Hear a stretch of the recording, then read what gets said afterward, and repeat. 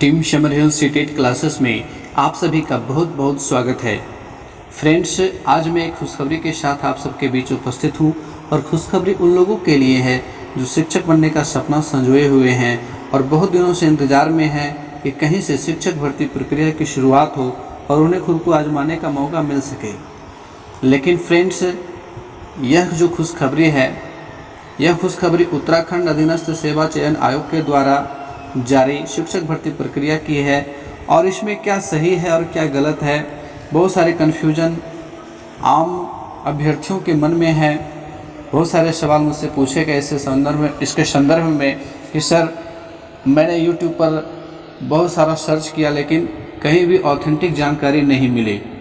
तो चलिए मैं आप लोगों को एक ऑथेंटिक जानकारी और इसकी वेबसाइट से डाउनलोड किए हुए ओरिजिनल विज्ञापन को साक्षी बनाते हुए आप लोगों को सारा कुछ क्लियर करूंगा। तो इस वीडियो को देखने के बाद आप लोगों के मन में कोई कन्फ्यूजन नहीं रहेगा। तो जैसा कि आप लोग स्क्रीन पर देख रहे हैं, उत्तराखंड लोक सेवा चयन आयोग के द्वारा एलटी ग्रेड शिक्षक भर्ती परीक्षा का विज्ञापन आ चुका है।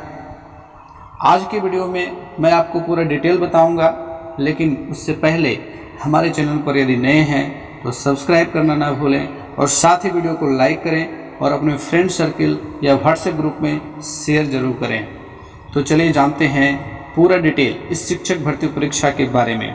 सबसे पहली जानकारी, ऑनलाइन आवेदन की तिथि 19 अक्टूबर 2020 से, जी हाँ, आज से प्रारंभ हो रही है 19 अक्टूबर 2020 से, और यह 4 दिसंबर 2020 तक 4/12/2020 तक चलेगी।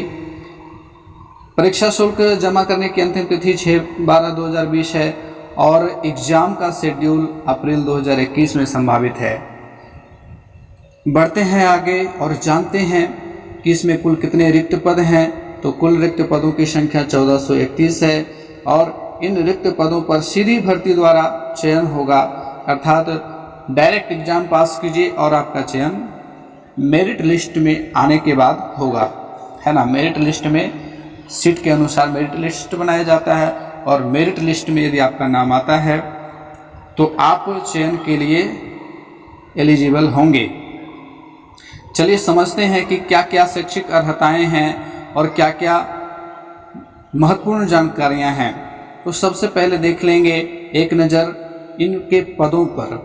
तो पदों की संख्या जैसा कि कुल मिलाकर के 1431 है और अभी हमने बताया आप लोगों को कि 1431 कुल पद हैं, लेकिन 2 मंडल हैं। 2 मंडल अर्थात गढ़वाल और कुमायूं, इन 2 मंडलों के अंतर्गत भर्ती होनी है। तो दोनों मंडलों पर कुछ सीट बटे हुए हैं। सीटों का बंटवारा डिटेल से किया गया है और इसे आप डाउनलोड करके देख सकते हो और डाउनलोड करने के लिए लिंक आपको डिस्क्रिप्शन बॉक्स में मिल जाएगा। मैं धीरे धीरे इसे स्क्रॉल कर रहा हूं ताकि आप वीडियो को पॉज करके भी सारे पदों के रिक्त पदों के बारे में आप जानकारी ले सकते हो। विषयवार और कोटिवार रिक्त पदों की संख्या दी हुई है और 1431 बहुत ज़्यादा पद तो है नहीं, लेकिन फिर भी उत्तराखंड एक छोटा सा राज्य है तो उस राज्य के दृष्टिकोण से अच्छे खासे पद हैं।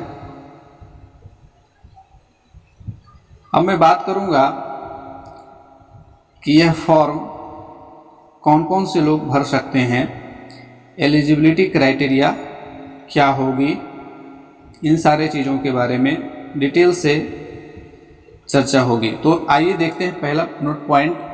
महिला शाखा के अंतर्गत सहायक अध्यापिका के पद महिला अभ्यर्थियों से भरे जाएंगे। सामान्य शाखा के पद महिला और पुरुष दोनों अभ्यर्थियों के द्वारा भरे जाएंगे।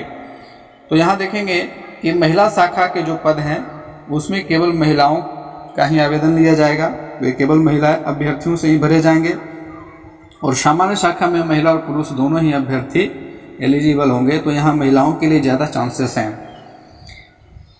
अब आगे के प्रमुख बिंदुओं के ऊपर ही चर्चा करेंगे हम। वेतनमान के ऊपर नज़र डाल लेते हैं। तो वेतनमान आई कैचिंग है, बहुत अच्छा है। 44,900 से 1,42,400 का पे स्केल है, लेवल बैंड 7 है और पद का स्वरूप अराजपत्रित, अस्थायी और अंशदायी पेंशन युक्त है। आगे बढ़ेंगे। शैक्षिक अर्हता जो सबसे इम्पोर्टेंट चीज़ है, एजुकेशनल क्वालिफिकेशन क्या होनी चाहिए। तो शैक्षिक अर्हता में आप मोटे तौर पर से इन बातों को समझिए। विषयवार बीएड ग्रेजुएशन आपका होना चाहिए, ठीक है। विषयवार ग्रेजुएशन, जिस विषय में आप शिक्षक बनना चाहते हो उस विषय में आपका ग्रेजुएशन कंप्लीट होना चाहिए, ठीक है। और सामान्य अध्यापक के लिए यहाँ आपको स्क्रीन पर दिख रहा होगा कि भारत में विधि द्वारा स्थापित किसी भी विश्वविद्यालय से भूगोल, अर्थशास्त्र, राजनीति शास्त्र एवं इतिहास विषयों में से किन्हीं 2 विषयों के साथ स्नातक उपाधि अर्थात ग्रेजुएशन, परंतु उक्त 2 विषयों में से एक विषय तृतीय वर्ष तक तथा शेष एक विषय द्वितीय वर्ष तक अनिवार्यता रहा हो। यानी कि जो ग्रेजुएशन का करिकुलम है वो आपका कंप्लीट होना चाहिए। इसके साथ प्लस का साइन है, कॉमा नहीं है, प्लस है। किसी राज्य के या सरकार से मान्यता प्राप्त प्रशिक्षण संस्थान या महाविद्यालय से एलटी डिप्लोमा क्या होता है? लाइसेंसिएट इन टीचिंग। उत्तराखंड, उत्तर प्रदेश जैसे राज्यों में एलटी डिप्लोमा बीएड के इक्विवेलेंट है। एलटी या बीएड होना आपका अनिवार्य है, या फिर बीएड हो या फिर एलटी हो, है ना। अब कुछ कैंडिडेट्स का प्रश्न होगा यहाँ पे कि यदि मैं डीएलएड पास हूँ तो क्या मैं इसके लिए एलिजिबल हूँ? तो डीएलएड इसके लिए एलिजिबल नहीं है। डीएलएड इसके लिए एलिजिबल नहीं है। इस बात को आप ध्यान में रखेंगे कि डीएलएड वाले इसके लिए एलिजिबल नहीं है। एलटी डिप्लोमा बीएड के इक्विवेलेंट माना जाता है।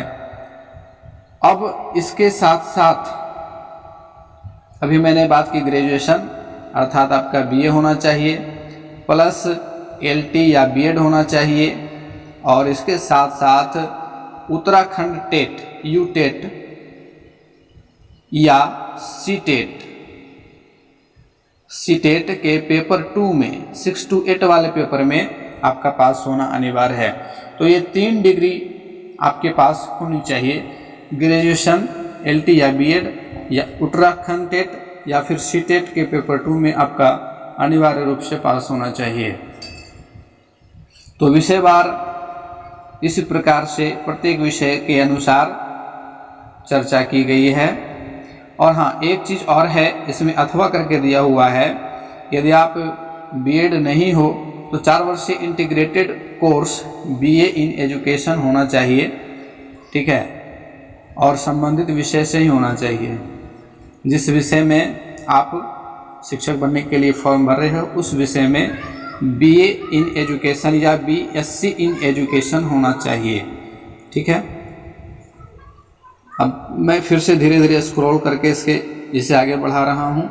आप लोग पॉज करके अपने विषय को ज़्यादा गंभीरता से देख सकते हो, आप जिस विषय से संबंधित हो।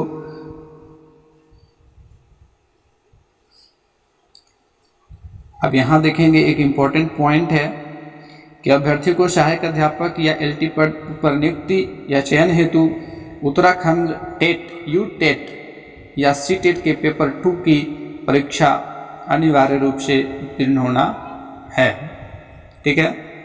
और अंक भी निर्धारित किए गए हैं। जी हाँ, आपके सी टेट के पेपर 2 में कितने अंक होंगे तो आप इसके लिए एलिजिबल होंगे, ये भी देख लें। श्रेणी वाइज और कैंडिडेट वाइज, महिला, भूतपूर्व सैनिक, स्वतंत्रता से संग्राम सेनानी, दिव्यांगजन, अनाथ और अन्य, कितने कैटेगरी में बांटा गया है और अंक कितने होने चाहिए। एससी की महिला अगर आप हैं तो आपके 60 अंक होने चाहिए। अनुसूचित जनजाति एसटी के हैं तो 60 अंक होने चाहिए। अति पिछड़ा वर्ग के हैं तो 75 होने चाहिए। आर्थिक रूप से कमजोर वर्ग के हैं तो 90 और सामान्य हैं तो 90।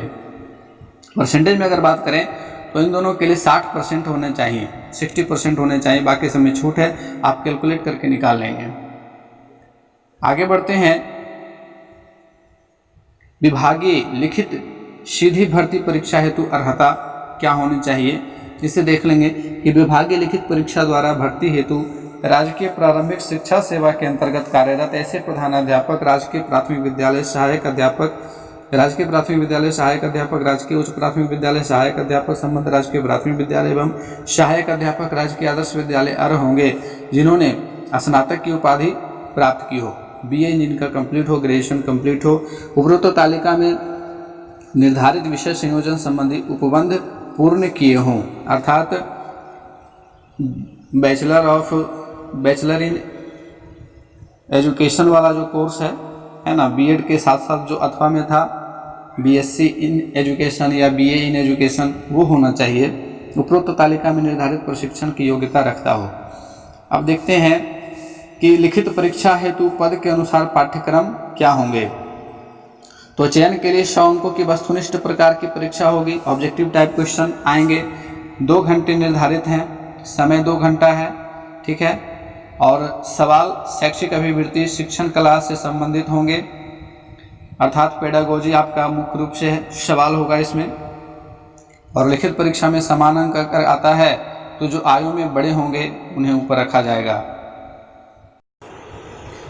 तो आइए अब समझते हैं लिखित प्रतियोगिता परीक्षा के प्रारूप को, कि किस प्रकार की परीक्षा होगी और कम से कम कितने अंक लाने होंगे। तो यहाँ देखेंगे कि लिखित परीक्षा हिंदी एवं अंग्रेजी दोनों भाषाओं में आयोजित की जाएगी। साथ ही साथ दोनों मंडलों में एक ही तिथि एवं एक ही समय पर आयोजित की जाएगी।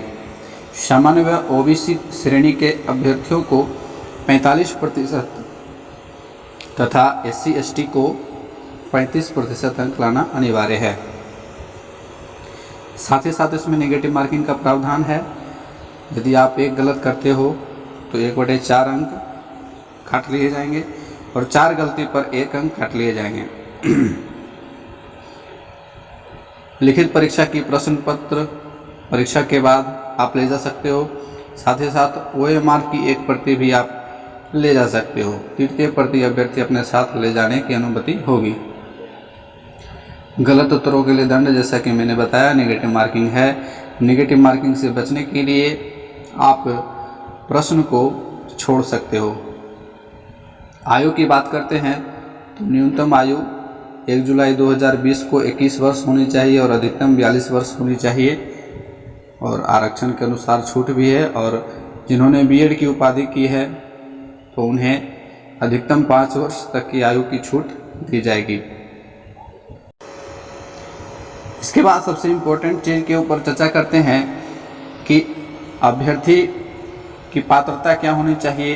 क्या उत्तराखंड के अभ्यर्थी ही केवल भर सकते हैं या उत्तराखंड के बाहर से भी भर सकते हैं। तो इसमें स्पष्ट देखें लिखा हुआ है, उत्तराखंड लोक सेवा आयोग की परिधि के बाहर समूह ग के सीधी भर्ती के पदों पर भर्ती हेतु आवेदन करने के लिए वही अभ्यर्थी पात्र होगा जिसने अपनी हाई स्कूल एवं इंटरमीडिएट अथवा इनके समकक्ष स्तर की शिक्षा उत्तराखंड राज्य में स्थित मान्यता प्राप्त संस्थानों से प्राप्त की हो।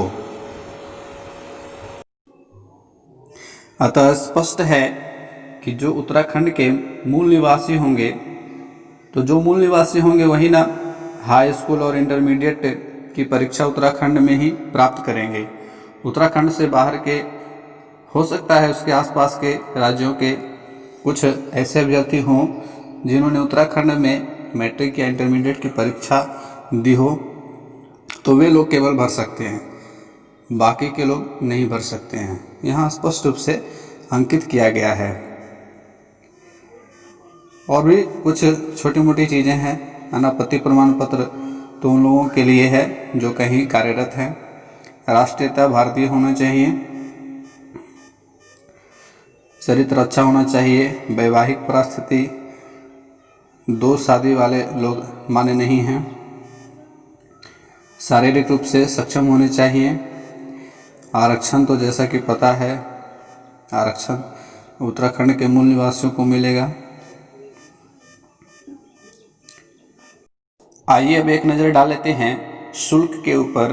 तो इसमें देखेंगे शुल्क अनारक्षित और उत्तराखंड के अन्य पिछड़ा वर्ग के लोगों के लिए 300 रुपये, अनुसूचित जाति SC ST के लिए और आर्थिक रूप से कमजोर वर्ग के लिए 150 रुपये शुल्क रखे गए हैं। और कहा जाता है कि आवेदन पत्र भरने से पूर्व निम्न महत्वपूर्ण निर्देशों व शर्तों को पढ़ लें। तो मैं धीरे धीरे स्क्रॉल कर रहा हूँ, आप वीडियो को पॉज करके पढ़ सकते हो। तो फ्रेंड्स, इस प्रकार से आप लोगों को उत्तराखंड से आई हुई शिक्षक भर्ती परीक्षा का पूरा डिटेल आप लोगों को इस वीडियो में मिला है। वीडियो अच्छा लगे तो लाइक करना ना भूलेंगे। अधिक से अधिक दोस्तों तक शेयर ज़रूर करें।